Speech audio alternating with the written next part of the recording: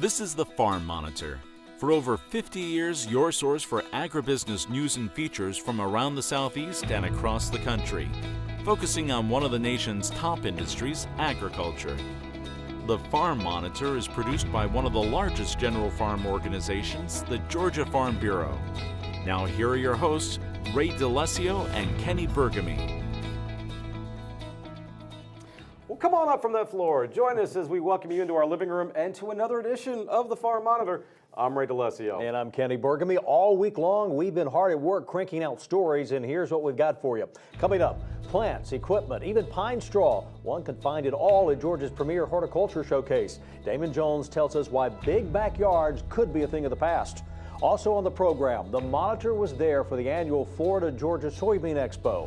Hear why one expert says the current cycle of cold temperatures could be a good thing for the industry. And then later, connecting young minds to agriculture is something this ag teacher does extremely well. Why he says it's a job made easier thanks to this incredible facility. These stories and so much more starting right now on the Farm Monitor. With spring right around the corner, now's the perfect time for gardeners and landscapers to check out the latest trends in the horticulture industry. That's why the annual Winter Green Conference in Duluth draws so much attention, as it gives visitors an up-close look at the newest varieties and equipment on the market. Damon Jones was there. He has the story. Perennials, natives, pollinators. No matter what you're looking for, you're likely to find it here at the Winter Green Conference, as nurseries and vendors from all across the U.S. littered the trade show floor, showing off their latest products, as well as sharing information with the attendees. We'll bring about 250 exhibitors in from all over the country, all under one roof, so it gives our green industry pros and landscape pros a place to come meet and network with all these people that would take them months or years to find if they weren't here all under one roof. With the interest in urban gardening on the rise, trends in the industry have changed over the past few years, as having a spacious backyard is no longer necessary to start up a landscape. Gardening on the deck, gardening on the porch, the veranda, that is outdoor living, but not necessarily having a big garden. Young people today are all about container gardening on the deck. Vegetables, flowers, shrubs, and their handy-dandy barbecue. That's what it's all about today. With so many vendors, the whole spectrum of the horticulture industry was on full display, as pine straw, tractors, and everything in between were all organized in one convenient location. I mean, you wouldn't want to go into a paint store and just see 2 or 3 colors. I mean, you want to go in and see the whole chart. So you see the whole gamut of things that you could do in your landscape, from hardscapes to softscapes to plant material to water features to metal structures, anything to improve the outdoor part of your environment. So many people are moving to, I want to be outdoors more. I want to be able to enjoy the outdoors. How can I do that? I want it to be pretty. And hey, we've got pretty here for you. We've got 250 total booths. It's about 200 different exhibitors, and that includes everything from growers to hard good supplies, landscape supplies, nursery supplies, anything that you would need as a landscape contractor or as a grower or as a plant retailer. Now, despite all that variety, people looking to start up their own garden should not be overwhelmed by all the choices. In fact, the biggest piece of advice for startup gardeners is, It's all about starting slow. You don't want to be starting with a 5-acre garden. What am I going to do? You won't do anything. Start slow, a few containers, maybe a little area where you're sitting that you just like to look at. And once you get the bug, you're done, because you'll never run out of things to plant. every year this show attracts more of an audience as the interest in landscaping continues to grow. It's a welcome sight after seeing the industry struggle in the not-so-distant past. We had a tough time for this industry in the last recession, and it was followed by drought. We lost about 40% of our licensed growers in the state of Georgia, but since then we've seen a big rebound. We're actually approaching the old farm gate values that we were at the peak of the economy. Reporting from Duluth, I'm Damon Jones for the Farm Monitor.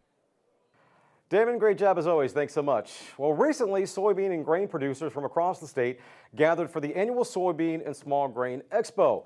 As John Holcomb explains, the business meeting and informational sessions provided farmers with an economic outlook for the coming season and the opportunity to learn about research aimed at helping their production. Everything from the weather to prices was discussed recently down in Perry as soybean producers gathered under one roof for a chance to get a much-needed update on the industry. We're getting an update on the productions of soybeans and wheat. We are seeing some of the economic values that are in soybeans and wheat.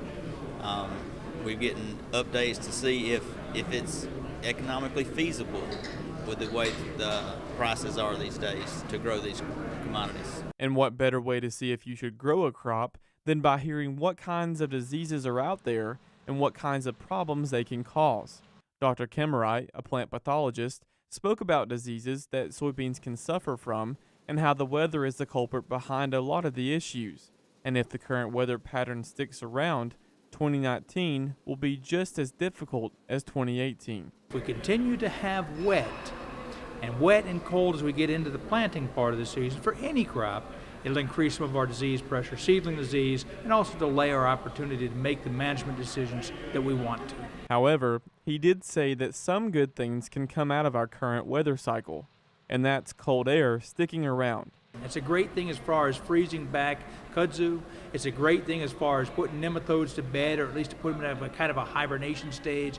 And it's a great thing to knock back some of our insect populations. Of course, disease is really a minor issue for growers compared to the major economic issues that are at hand. After hearing from UGA Extension's economist, things aren't looking too good right now. The outlook of soybeans for the upcoming year is a little challenging because we have had a large supply of soybeans in the U.S. And good competition from Brazil and Argentina as well. And with the challenges of reduced exports, it's really created a large ending stock of soybeans and just downward pressure in price from all of the combination of that large ending stocks. And just the uncertainty around trade issues as well. According to Rabinowitz, now is the time of year when our soybean exports should be doing very well. This is a time where China would normally have bought a lot of soybeans in the past few months and be shifting their purchasing over to Brazil as Brazil ends their harvest. And we're going to have to see whether or not potentially they will come and buy some of the stocks that we have amassed here in the U.S. Because they've already purchased a lot from Brazil. However, there's still a possibility that trade relations could be resolved here soon, as the United States and China have entered a trading war truce for 90 days. What we're looking at right now for the soybean market on trade is paying very close attention to what's happening in China, especially from now till March 1st, when U.S. and China will have a bit of a cooling off period on the trade dispute and trying to see if that gets resolved. Reporting in Perry for the Farm Monitor, I'm John Holcomb. All right, John, thanks so much. Well, his impact on ag students earned this ag teacher some special recognition. But after the break, why he is more excited about being a part of a program he calls, quote unquote, the answer to the education problems in America.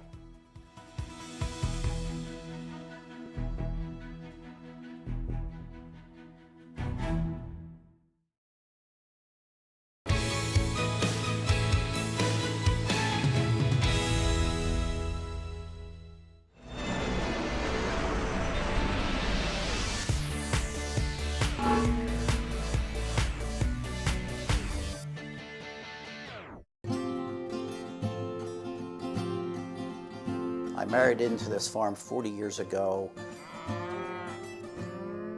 This is a preserved farm. It's always going to be a farm. We got to protect the soils.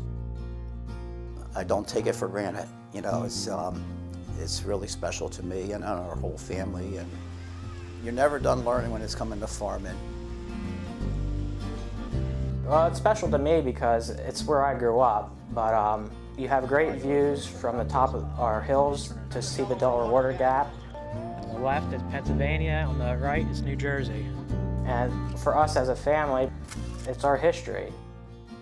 This farm has been in my family for close to 100 years.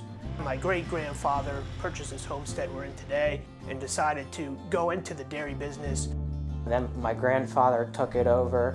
He was a star farmer and a master farmer. 4 years ago, I purchased the farm from my grandmother. And here we are today, selling grass-fed beef.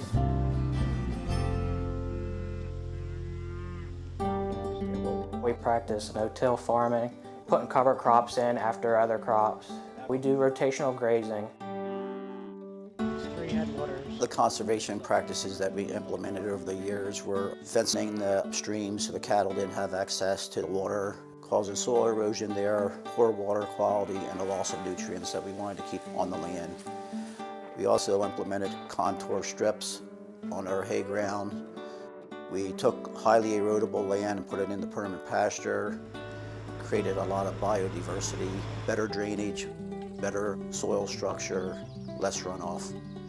We install waterways and plant switchgrass around woods for wildlife. And then on our other project, which we call the school project, we fenced in and preserved wetlands and also put in bee pollination habitat. And we promote education of conservation practices.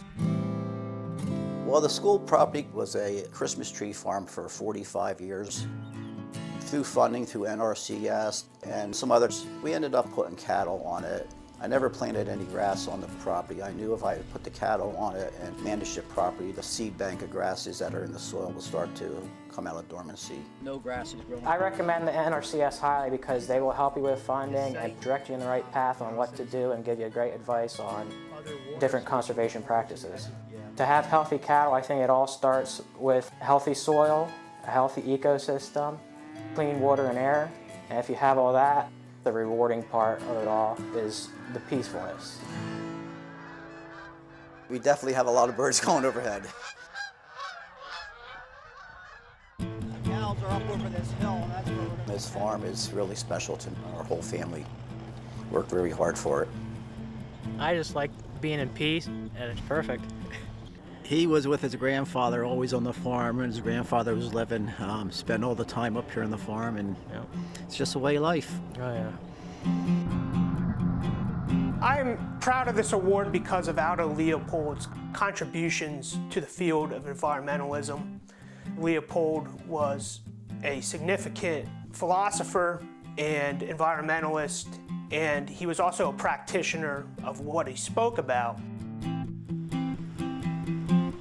I feel it's a big honor to get this award. You know, the conservation practices that we're doing here for almost 22 years now, they're a very big honor for us.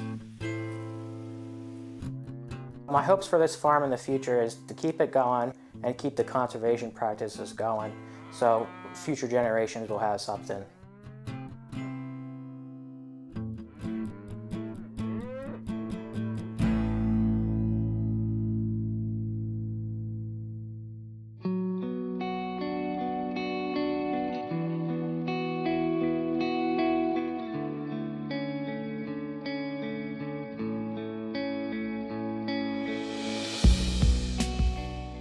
When it comes to priorities in life, Newton County's Marcus Pollard ranks them in the following order.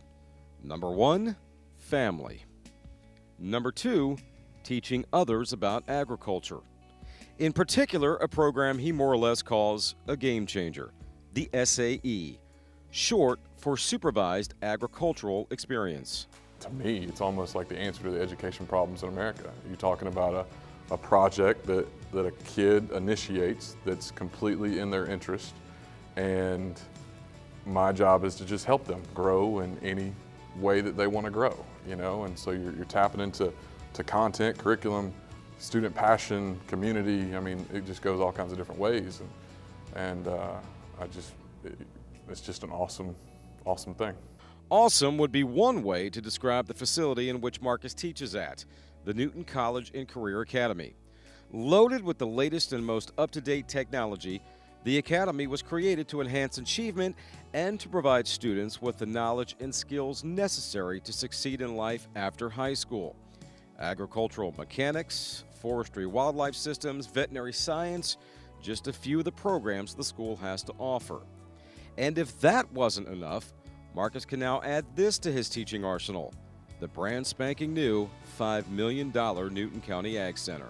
What's so cool about that building is it is directly related to the Supervised Agricultural Experience, which is the same thing that the Corn Club was. It was an individual project for an individual student, and now we have this amazing place, thankful to all of the community members in Newton County and really across the state because it's a joint project, but It's a place that's dedicated to the whole SAE, the Supervised Agricultural Experience.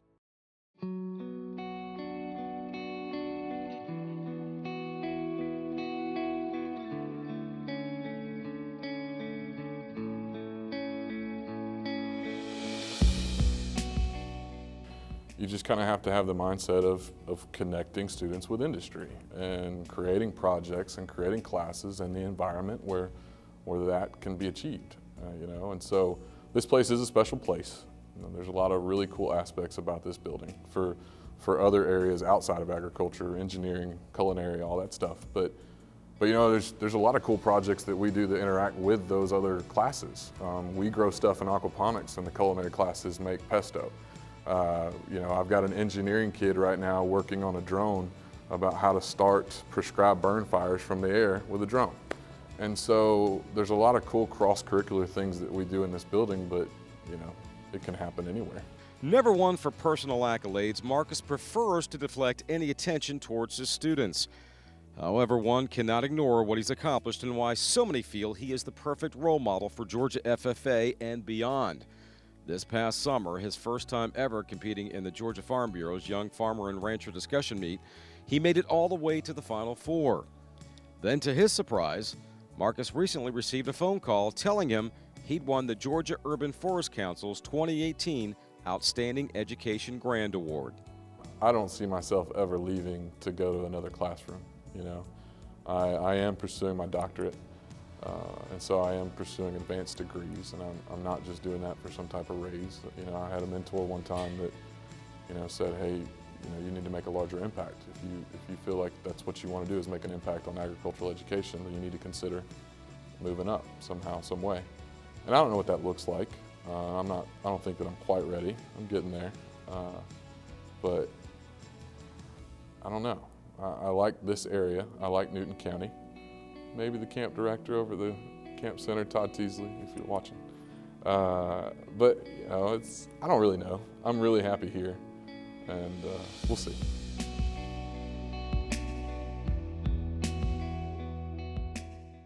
Just a great guy, and yes, a great role model for students. And don't forget, folks, if you missed any part of this story or others on today's program, you can still see them in their entirety at our YouTube channel, The Farm Monitor. Plenty of stuff to choose from. In fact, the archive goes all the way back to 2009. When we come back, for some, the last place they'd want to be on a cold winter day is at an outdoor farmer's market, right? Well, you may be surprised to know that they're actually growing in popularity. Find out why when the Farm Monitor continues.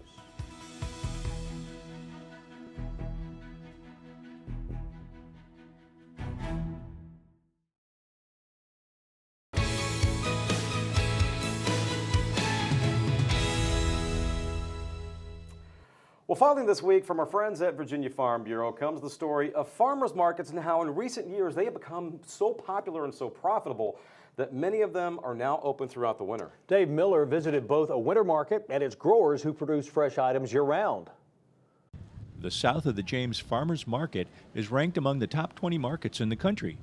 It's become a favorite community event featuring fresh fruits, vegetables, meats, wines, arts and crafts, and more.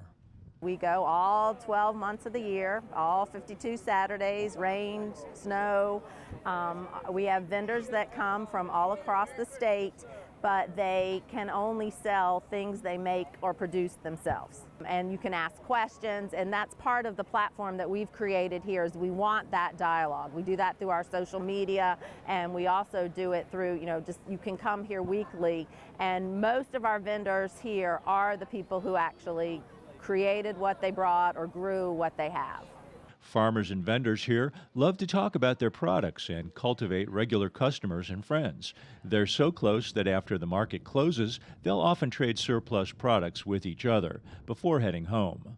Martin Smith leaves his home in South Hill at 4:30 a.m. every summer weekend to make the trip to Richmond for the market. He gets to sleep in for the shorter winter markets, leaving at 5:30 a.m. It's the best way for us to meet our customers and get in front of the customers that want our product. They really want to see who's producing the product. It's a wave that's been going on for 10 years, and it's getting more popular every year. So we're out here to give our customers an alternative to commercialized sausage production, a good, clean, healthy product. Farmers markets are not just trendy anymore, they're a valuable part of the local farm economy. The U.S. Department of Agriculture estimates direct sales from producers to the public topped $8.7 billion in 2015. So it's no surprise that more markets are trying to operate year-round. Village Garden RVA is another member of the South of the James Market. They've solved the problem of winter weather by staying small and undercover for most of the year. David Hunsaker and Barbara Hollingsworth Micro Farm only covers 1 acre of land, yet they produce unique tomato varieties, hundreds of different types of chili peppers, duck and chicken eggs year-round. They also sell spice grinders of everything from Himalayan salt to hot and spicy chili and herb blends. We have a passion for food. We have a passion for diversity. We love to work with area chefs. Most of the really high-end restaurants in town really love our product and use our tomatoes. And they make some fantastic things that are just beautiful to look at, delicious to taste. And it present an opportunity for people here in this area to really try something new. You know, there are thousands of varieties of tomatoes, thousands of varieties of chilies, many chilies in the Andes yet to even be discovered and domesticated. So there's so much diversity out there that we are blessed with on this planet, but it's gradually depleting as we eat less food that is diverse, as we try to find that square tomato that you can ship 2,000 miles and that keeps for months at a time. We're kind of the opposite end of that spectrum. We want people to be exposed to all the wonderful things in nature's bounty, because if we don't eat these things, if we don't grow these things, they're going to disappear from our biosphere. The greenhouse dome at Village Garden RVA houses mainly chili plants. A half-acre tomato garden produces thousands of pounds of tomatoes, and they use a separate greenhouse to give their outside tomato plants an early start each spring. Plus, Barbara is passionate about her flock of 24 ducks. I love ducks because they're just beautiful. Everybody's got to agree with that. And they're a little more personable than a chicken. And they just produce the most wonderful egg you have ever had in your life. They're high in beta-carotene, they're healthier for you. You get a larger yolk, so you get a richer, more creamier egg. And a lot of the area restaurants use our eggs in their restaurants, on their menu. So, and a lot of people cannot usually find duck eggs in a grocery store. You usually have to go to an international store, so it's really fun to be able to offer something different at the farmers market. The South of the James Market has grown to 100 vendors over the years and has been ranked as a top destination market on several websites. It's nestled on 42nd Street in a corner of Forest Hill Park in South Richmond and is a family favorite for many shoppers. The Virginia Department of Agriculture and Consumer Services lists at least a dozen farmers markets that are open year-round. So don't let winter weather stop you. Bundle up and visit a farmers market today. In Richmond, Virginia, I'm Dave Miller. Dave, thank you so much, sir. And as always, thank you for watching the Farm Monitor. Here's a reminder for all the latest ag info regarding food, great recipes, and what's happening out on the farm. Be sure and check out our Twitter, Facebook, and Pinterest pages. You'll stay informed and see what's up in the world of farming, plus with us right here on the show. Take care, everybody. We'll see you next week right here on the Farm Monitor. As always, have a great week.